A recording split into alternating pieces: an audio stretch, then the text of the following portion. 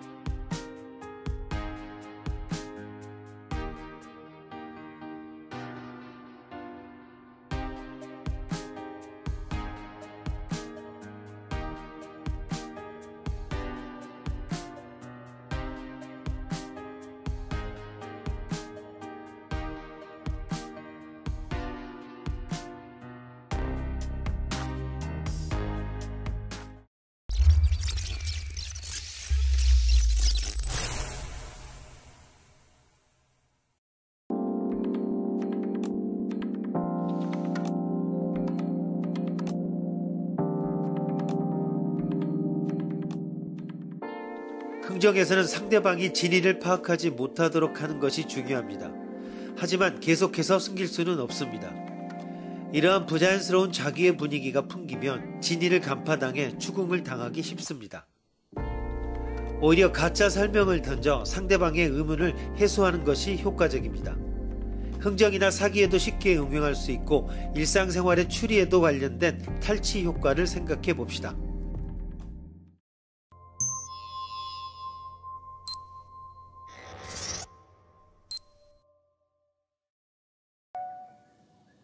A씨의 출근 퇴근 시각은 불규칙하므로 길이 혼잡할 시간대에 몰려있지는 않다. 이용하는 버스 정류소는 평균 10분 간격으로 차가 오므로 수백 회 수천 회 정도 이용하면 대기시간의 평균은 5분 정도가 된다. 그러나 A씨는 중얼거린다. 아무리 생각해도 7, 8분 이상 기다리는 경우가 많아. 내가 눈이 나쁜가? A씨의 불평을 들은 B씨가 설명한다. 자주 있는 착각이지. 길게 기다리면 조바심이 나기 때문에 인상이 강해 기억에 잘 남지. 결국 길게 기다리는 때가 많은 듯한 느낌이 들게 돼. 납득이 가는 설명인가? 아니라면 다른 설명이 있는가?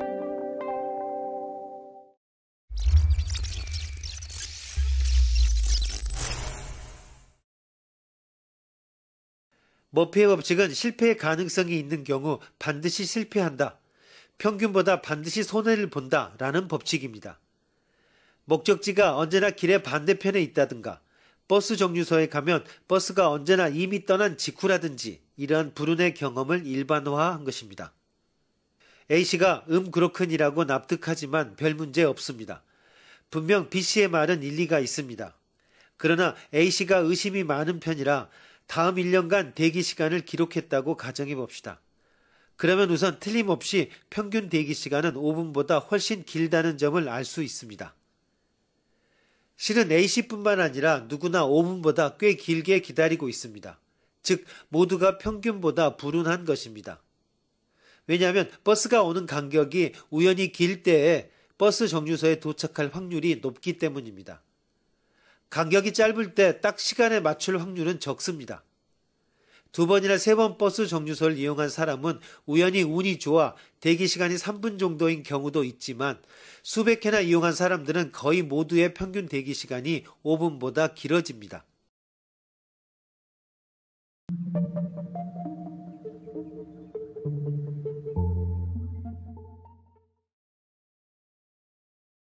언제나 평균보다 길게 기다린다는 것은 심리적 착각에 그치지 않고 수학적 사실 탓에 그렇게 되었던 것입니다. 그러나 언제나 더 기다리는 건 왜지라는 의문이 착각이다라는 설명을 통해 탈취되어 버리면 거기에서 멈춰버립니다. 이로써 만족해버리기 때문입니다. 그러나 그 깊숙한 속에 진정한 설명이 존재하는 것이 아닌가라고 의심해 보는 것이 중요합니다. 탈취 효과를 이용해 정말로 숨기고 싶은 것 이외에 미끼 설명을 던지면 상대를 쉽게 납득시킬 수 있습니다. 암이 늘어나고 있다고 하지만 이는 통계상 거짓입니다. 평균 수명이 늘어나 모두 암에 걸릴 수 있을 만큼 장수하고 있기 때문입니다. 분명 이러한 설명에는 일리가 있습니다. 하지만 쉽게 납득해버리면 대기 중에 다이옥신이나 발암성 식품 첨가물이 증가하고 있는지의 여부를 조사하지 않게 됩니다.